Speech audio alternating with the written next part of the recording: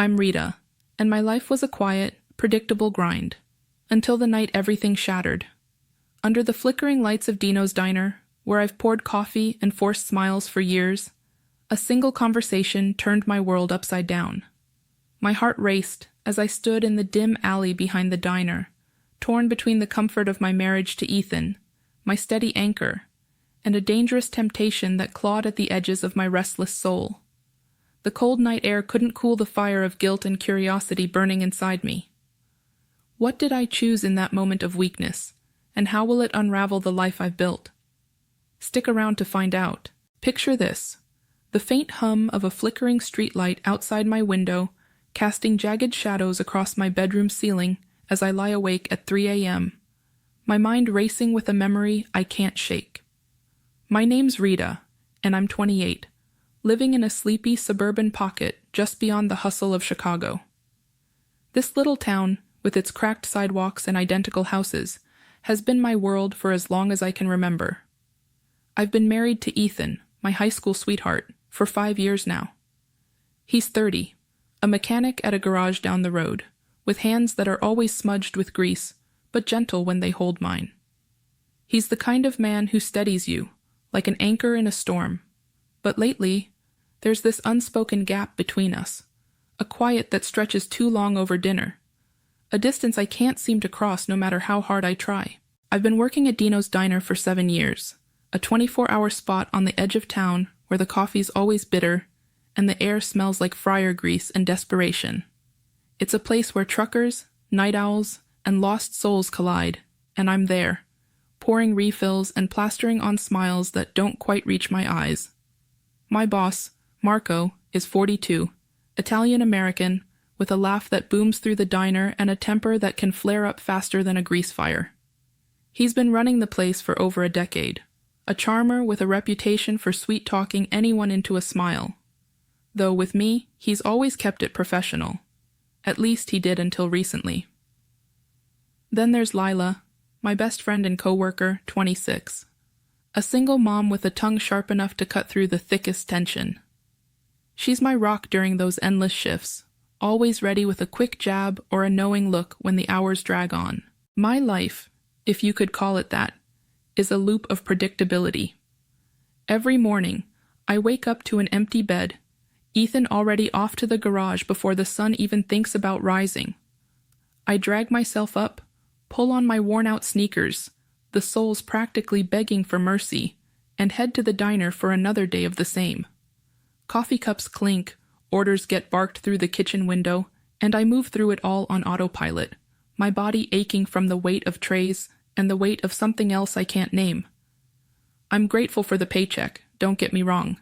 It keeps the lights on, keeps the fridge stocked, but there's this gnawing feeling in my chest, a restlessness that's been creeping in for months. It's like I'm waiting for something, anything, to break the monotony, to make me feel alive again.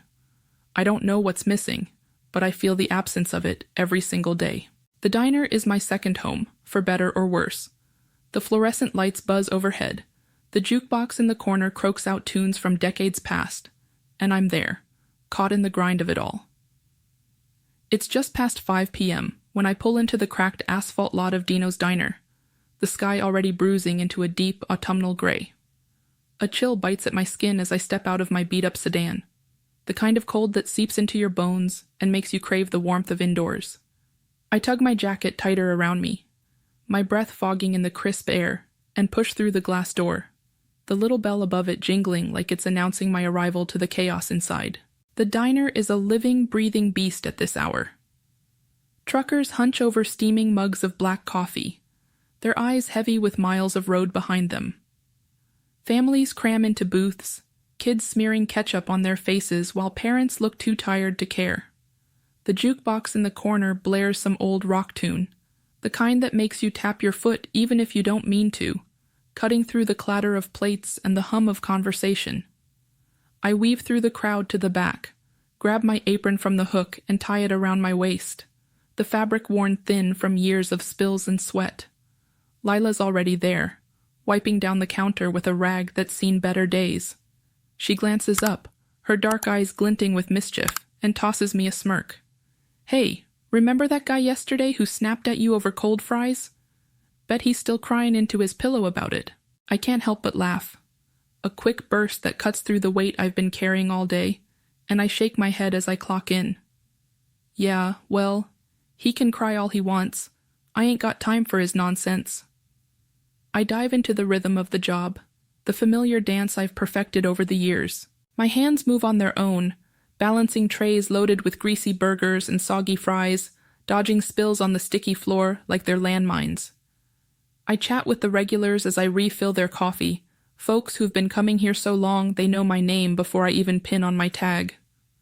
There's old Mr. Hargrove, always asking about Ethan with a twinkle in his eye, and Miss Clara, who tips me in loose change and stories about her grandkids. It's mundane, but there's a comfort in it, a kind of steady heartbeat to the night. Behind the counter, Marco's in his usual spot, barking orders to the kitchen staff with that sharp edge in his voice, his broad shoulders tense as he flips through tickets. But every now and then, I catch him glancing my way, his dark eyes lingering just a second too long. It's not the first time I've noticed it lately, and I can't quite read what's behind it. I tell myself it's nothing, just the stress of running this place with half the staff we need. After all, he's the one it's late now, the diner's chaos finally simmering down to a low murmur as the last of the evening crowd trickles out. The clock above the counter ticks past 11 p.m., and I'm wiping down tables, the rag in my hand damp and smelling faintly of bleach. My feet ache, my back screams from hours of hustling, but there's a strange quiet in the air, a stillness that feels heavier than usual. Marco's voice cuts through it, sharp but not unkind, calling me from the back. Rita, got a minute? Need to talk. My stomach twists a little, not sure why, but I nod, tossing the rag over my shoulder as I make my way past the empty booths and through the narrow hallway to his office. I step into Marco's cramped little space, the fluorescent light flickering overhead like it's on its last breath, casting a harsh, uneven glow across the room. I close the door behind me with a soft click, the sound somehow louder in the tight quarters. He gestures to a rickety chair across from his desk, and I sit, feeling the worn cushions sink under me. The desk is a mess, piled high with yellowed invoices, crumpled receipts, and a half-empty coffee cup with a ring of brown stain at the rim. The air carries the faint, stale bite of cigarette smoke, clinging to the walls like a bad memory. Marco's sitting there, elbows on the desk, his dark eyes locked on me with an intensity I've never seen before. He leans forward, the creak of his chair breaking the silence, and his voice drops low, almost a whisper, like he's afraid someone outside might hear. Rita, I gotta say something, he starts, his tone warm at first, almost grateful. You've always been reliable, you know, sticking around through the tough shifts, never complaining, even when this place is falling apart. I appreciate that, more than you might think. I nod, a small smile tugging at my lips, thinking this is just a pat on the back, a rare moment of praise from a man who's usually all bark. But then his expression shifts, something darker creeping into his gaze, and my chest tightens. I've noticed you, Rita. Really noticed you. For a long time now. My heart stumbles, a quick, uneven thud against my ribs, as his words sink in. He's not talking about my work ethic anymore. His voice gets quieter, rougher, like he's struggling to get this out. I can't stop thinking about you. Day and night, you're on my mind, and I want us to take things further. After we close up tonight, just you and me. The room feels like it's shrinking, the walls pressing in as his meaning hits me like a punch. He's asking me to step over a line I never even dreamed of crossing, to betray Ethan, to throw away everything I've built with my husband for what? A fleeting thrill? My breath catches in my throat, sharp and shallow, as my mind spins out of control, a hurricane of thoughts I can't grab hold of. I stare at him, frozen, my hands gripping the edge of the chair so tight my knuckles turn white. Marco's eyes are searching mine, waiting, almost pleading, and I can feel the weight of his expectation like a physical thing, suffocating me. I'm reeling, caught in a storm of emotions I don't know how to name. There's shock, raw and electric, at how bold he's being, how he's laid this out so plainly, like it's nothing to ask me to shatter my life. There's disgust, too, a bitter taste in my mouth at the thought of betraying Ethan, of turning my back on the man who's been my rock, even if things haven't been perfect lately. There's fear, cold and creeping, about what this could mean for my job, for the fragile stability I've clung to here at the diner. If I say no, will things get awkward? Will he hold it against me? And if I say yes? God, I can't even think about that without my stomach. I stumble out of Marco's office, my legs shaky, like they might give out under me at any second. My chest is tight, my breath coming in short, jagged gasps as I mumble something about needing air. I don't even wait for his response. Just push through the back door of the diner into the alley, the cold night air slapping me hard across the face. It's biting, sharp enough to sting my cheeks, but I welcome it, hoping it'll snap me out of this fog, this mess of thoughts tearing through my mind. The alley smells of damp concrete and rotting trash from the dumpster a few feet away, and I pace near it, my sneakers scuffing against the uneven ground. The distant hum of traffic on the main road is there, a low drone that barely registers over the pounding in my ears. I can't think straight. I can't breathe straight. What just happened in there keeps replaying. Marco's voice, low and heavy with want, echoing in my head like a broken record. I wrap my arms around myself, trying to hold it together, but my mind is a storm. I see Ethan's face, clear as day, that lopsided smile he wore on our wedding day, standing there in that rented tux that didn't quite fit right, his eyes bright with a promise of forever. I remember how he'd pull me close, his arms strong and warm, like nothing in the world could touch us as long as we had each other. But then I think of now, the silence that's grown between us, thick and heavy, how we sit across from each other at the kitchen table with nothing to say, how his touch feels more like habit than heart these days. It hurts, a deep, aching kind of hurt, to admit how far we've drifted. And then there's Marco. His words cutting through those memories like a knife, that raw hunger in his voice when he spoke, a tone that made my skin crawl, and shamefully sparked something curious in me. I hate myself for even thinking it, but part of me wonders, just for a fleeting, reckless second, what it would be like to step into something new, to feel a rush I haven't felt in years, to let go of the weight of routine and just feel. It's a dangerous thought, one I try to shove down, but it lingers, taunting me. I pull my phone out of my pocket, the screen glowing harsh in the dim alley light, and scroll to Ethan's name. My thumb hovers over the call button, trembling. What would I even say? Hey honey, my boss just asked me to cross a line I never thought I'd face, and I'm not sure what I'm feeling right now. I want to tell him everything, to spill this burden and let him help me carry it, like he used to. But what if he hears the doubt in my voice? What if he senses that tiny, treacherous part of me that's tempted, even for a moment? I can't bear the thought of hurting him, of seeing disappointment in his eyes. My finger stays frozen, the screen blurring as my vision swims with unshed tears. I don't press it. I can't. Not yet. The back door creaks open behind me, and I jolt, quickly shoving my phone back into my pocket. Lila steps out, her apron still tied around her waist, her face etched with concern under the faint glow of the diner's exterior light. "Rita, you okay out here?"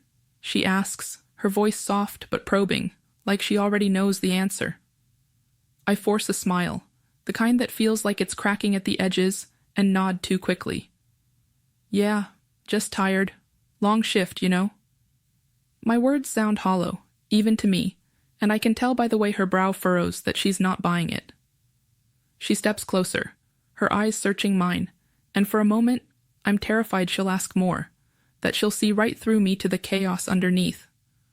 But she just nods slowly, her lips pressed into a thin line, and says, "All right, but I'm here if you need me.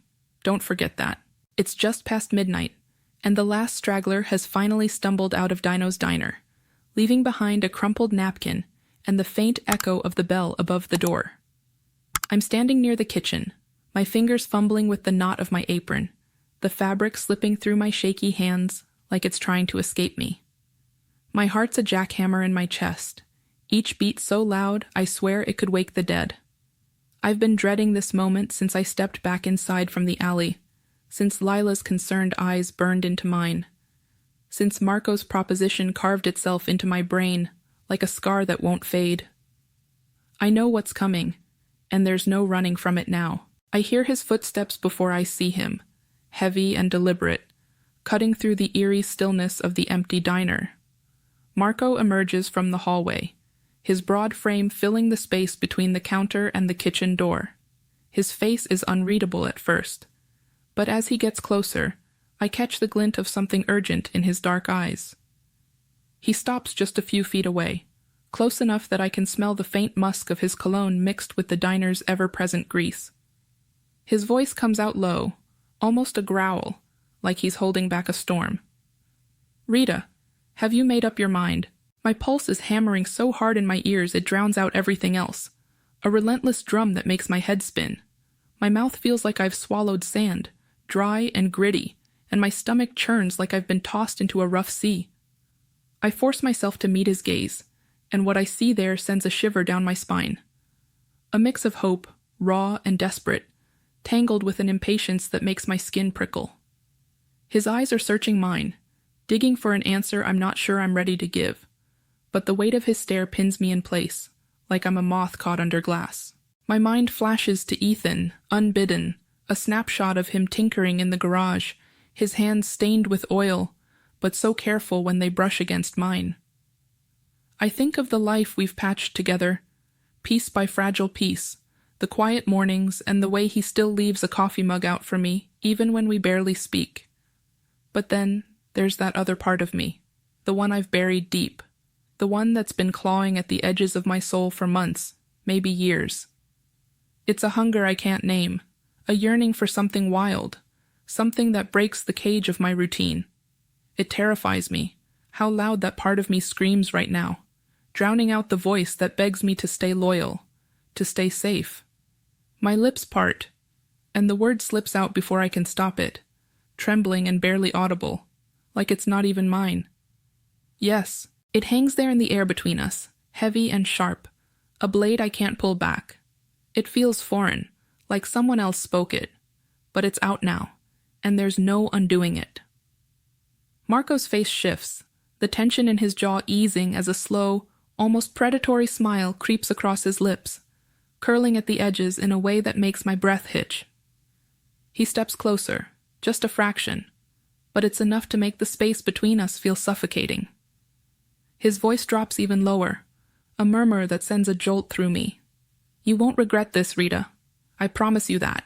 He tells me to meet him in the office once I've finished closing up, his words laced with a quiet intensity that leaves no room for doubt about what he means. I nod, my head moving on its own, while inside I'm numb, a hollow shell of myself. He lingers for a moment, his gaze burning into me, before he turns and heads back down the hallway, his footsteps fading into the shadows. I'm left standing there, my legs feeling like jelly, wobbling beneath me as if they might give out at any second. I grip the edge of the counter for support, my knuckles whitening, trying to anchor myself in a world that's suddenly spinning too fast. I grab the I stand there, frozen for what feels like an eternity, my hand still clutching the edge of the counter as if it's the only thing keeping me upright. The diner is silent now, save for the faint hum of the refrigerator in the kitchen and the occasional creak of the old building settling into the night. My mind is a tangled mess, replaying that single word I let slip. Yes, over and over like a broken record. It's a word that's changed everything, a word I can't take back, no matter how much I wish I could. I feel like I've stepped off a cliff, and now I'm just falling, waiting to hit the ground. I force myself to move, to finish the closing tasks, though my body feels like it's on autopilot. My hands mechanically wipe down the counters, the damp rag sliding over the sticky surface with a sluggish rhythm. I'm not really here, not really seeing the streaks of grease or the crumbs I'm sweeping away. My thoughts keep circling back to that moment, to the way my voice betrayed me, to the look in Marco's eyes when I agreed. It's like I'm watching myself from outside my own body, unable to stop what's already in motion. My heart is thudding so hard it's almost painful, a relentless drumbeat echoing in my chest as I stack the last of the chairs and flip off the main lights, leaving only the dim glow of the emergency exit sign to illuminate the diner. I pause at the hallway leading to Marco's office, my breath shallow and uneven. My sneakers scuff against the worn linoleum as I take a hesitant step forward, then another, each one heavier than the last. My pulse races, a wild, frantic thing, and I can feel the heat creeping up my neck, a mix of dread and something else I don't want to name. I'm not going to spell out what happens when I reach that door, but the weight of it, the emotional gravity, crushes me. It's like I'm carrying a boulder on my shoulders, each step forward pressing it down harder. There's a storm inside me, a chaotic swirl of nervous excitement, and a guilt so sharp it cuts deep, slicing through any fleeting thrill with cold, hard reality. I've crossed a line I never thought I would, and the consequences are already clawing at me, even if I can't fully grasp them yet. The next hour passes in a blur, a haze of fragmented moments I can't piece together. It's like my mind is protecting itself, shielding me from the full impact of my choices. Before I know it, I'm stepping out of the diner into the pre-dawn chill, the sky above a bruised purple, heavy with the promise of morning. The cold air bites at my skin, but I barely feel it. My chest is tight, my thoughts a jumbled mess as I fumble with my keys and slide into my beat-up sedan. I don't turn on the radio, don't dare break the silence that wraps around me like a suffocating blanket. The drive home is a quiet descent into my own personal hell, the weight of my betrayal settling into my bones with every mile. I grip the steering wheel so tight my hands ache, staring at the empty road ahead, but all I can see is Ethan's face, unaware and trusting, waiting for me at home. When I finally pull into our driveway, the house is dark, save for the faint glow of a porch light Ethan always leaves on for me. I sit there for a moment, the engine ticking as it cools, my breath fogging up the windshield. I don't want to go inside. I don't want to face the life I've just fractured, but I can't stay out here forever. My legs feel like lead as I drag myself out of the car and up the cracked concrete steps to our front door. The key turns in the lock with a soft click, and I step into the stillness of our home, the familiar scent of motor oil and laundry detergent hitting me like a punch. It's the smell of safety, of routine, of everything I've just thrown into chaos.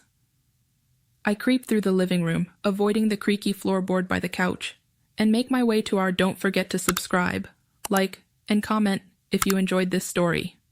This will help us create more engaging stories for you.